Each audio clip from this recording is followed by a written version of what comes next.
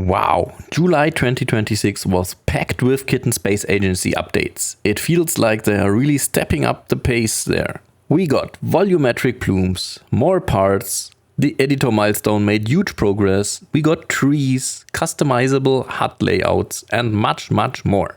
Let's start right away.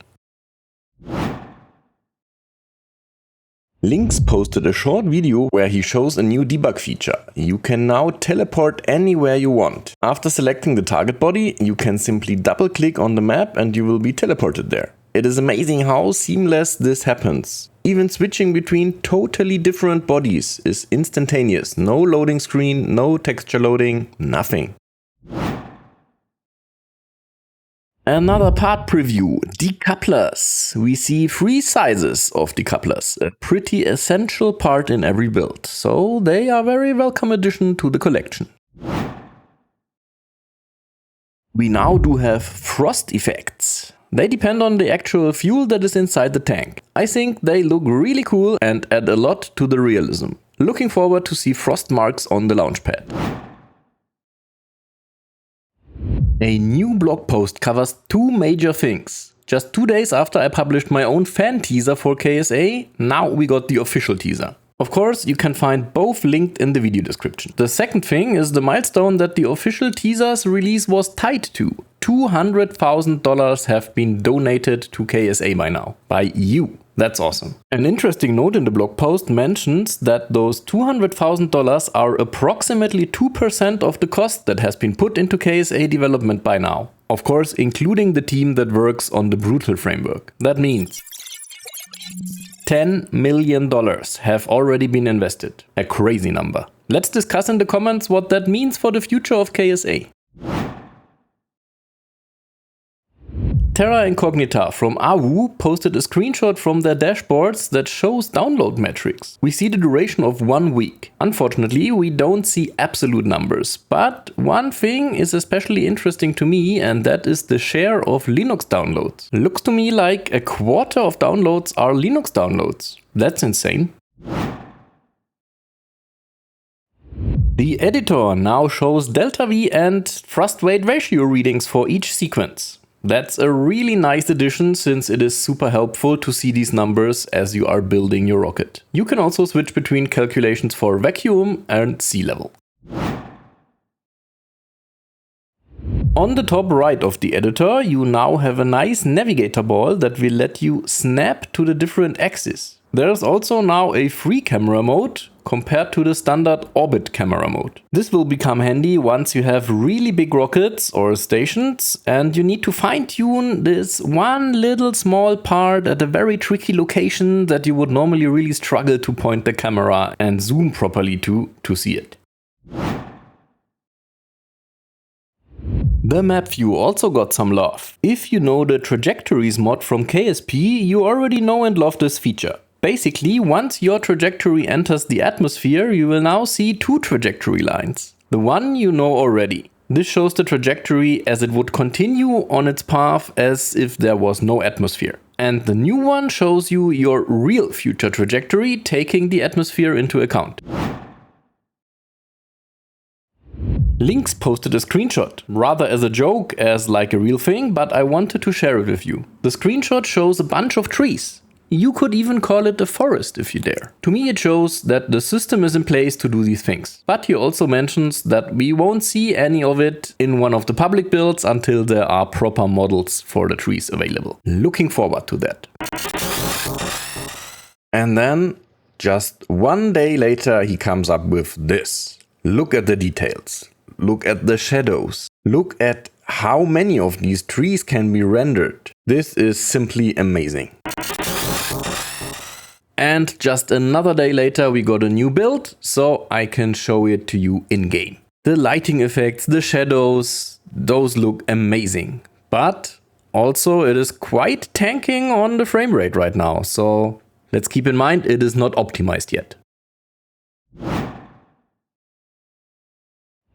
Be warned, version 4892 that was released in the first third of July breaks existing saves and saved vehicles. A lot of internal part stuff has been overhauled, the dev engine, the massively overpowered one, has been removed, and we got new versions of the default rockets.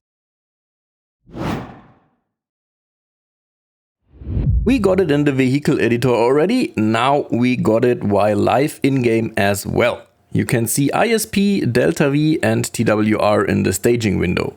Nice to see how the values change as you ascend through the atmosphere.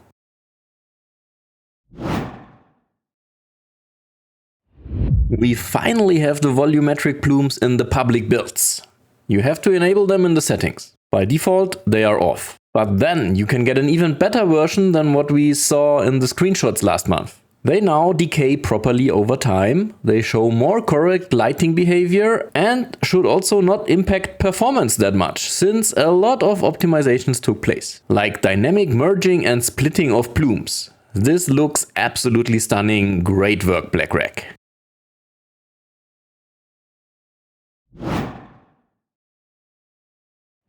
Fuel lines are now a thing. They can be unidirectional or bidirectional, and they can connect any two types of fuel tanks. You basically attach ports where you want the lines to start and end, and then you can connect the two. Right now we see placeholder textures, but proper ones are to be expected in the coming weeks. A nice image posted by Daishi shows the current set of Interstage adapter parts. You can basically bridge between all current supported sizes 1 meter, 2 meter and 3 meters. Daishi also worked on the nose part. Looks like we have additional storage space for the universal storage parts. Yay! Short video shows the updated model for the fuel line sockets with an animation of the fuel line. Daishi also posted some screenshots of fuel tanks that got updated textures. Looking good.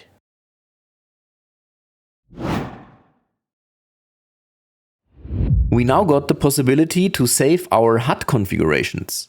The game also provides some predefined ones for you to quickly choose from. You can also toggle between them via the numblock number keys. And you can of course create and save and load your own HUD configuration. Daishi posted some really cool looking screenshots after he updated some of the newly added parts, textures and material configurations. The screenshot shows Daishi's work in progress fuel line connectors. The feature is already there, now the proper textures and models are following. BlackRack is having some fun stress testing the new volumetric plumes. We see just a collection of tanks and engines apparently connected with some decouplers. Upon staging, the plumes split and are going into different directions. It looks really amazing. Matty posted a screenshot of an updated Navball. We finally got velocity markers. You can see prograde, retrograde, normal, anti-normal, radial in, radial out, as well as burn markers, with the icons that we all know and love from KSP. Amazing quality of life edition. Thank you so much. I already spotted them in one of my streams, but couldn't make them work properly. Solid rocket boosters. Grafuk posted 2 videos showcasing how they will work in the upcoming builds. We got 2 main components, the thrust assembly at the bottom of the stack and segments stacking up on top of it. Put a nose cone on top and you have a complete booster. They are also crazily customizable. You can configure the grain geometry for each segment individually, configure the nozzle area, a nice thrust curve is displayed to show how your configuration will actually work when launched. It's amazing. Can't wait to try it out myself. Daishi gave us another work in progress insight on what he is working on right now. Payload fairings, modeled after the Black Arrow rocket. BlackRack implemented an awesome fix that drastically improves the flickering that we noticed also during our Grand Tour streams. You see it when the new volumetric plumes and the new detailed trees overlap. Links shows a nice new debug tool showing a feature where we can now customize the tree placements and distribution on terrain slopes. Daishi is working on some radially attached motor fairings. Those look interesting. You can use them to shroud some small SRBs or even bigger engines. Daishi posted a nice short video of what he's working on next, launch escape systems. I'm not sure if this red paint is going to be applied now for more parts to come, or if this is just on his dev build. What do you guys think? Do you like the red? Grafuk posted a video that shows how Daishi's new low-profile decouplers are added to the game. Also pretty interesting to see the updated part collision physics at work here. Grafuk showed a video that highlights a new camera smoothing algorithm that is applied whenever the center of mass switches. That is, for example, while docking or staging. Should be much smoother now, and I have a feeling that also general camera movement got a bit crisper now. One viewer already mentioned in one of my streams that the camera movement feels a bit off. Now it should be much better. Grafuk improved the Consumables UI. Consumables are now color-coded and new labels show you more info like the quantity instead of just a percentage value. Very helpful, thank you. Grafuk also added a short video showcasing improvements of the orbit lines when you are close to a planet. And a hat trick for Grafuk, he drastically improved the UX of burn creation. From now on, you can only create the first burn by left-clicking on an orbit line. No more accidental creations of additional burns. To create additional burns, you now right-click on the orbit lines. The context menu that pops up is kind of smart and lets you create a manual burn at the exact location where you clicked, or gives you assisted positions like periapsis, where you can then again choose to create a manual burn there or directly select a circularization burn, for example. Brilliant UX. Thank you so much.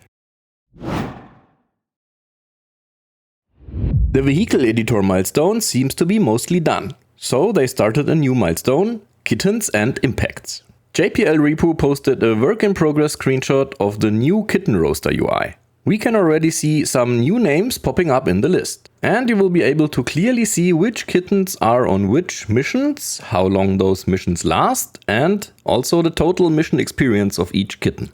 Okay, what a list of updates. July was incredible. I'm really thrilled for what August will have to offer. If you don't want to miss any of the updates, feel free to subscribe this channel to not miss any of my monthly update videos. I also do Kitten Space Agency and Kerbal Space Program streams. I also do Kitten Space Agency and Kerbal Space Program streams here and over on Twitch. So that was it for this month. See you in the next one. Bye bye.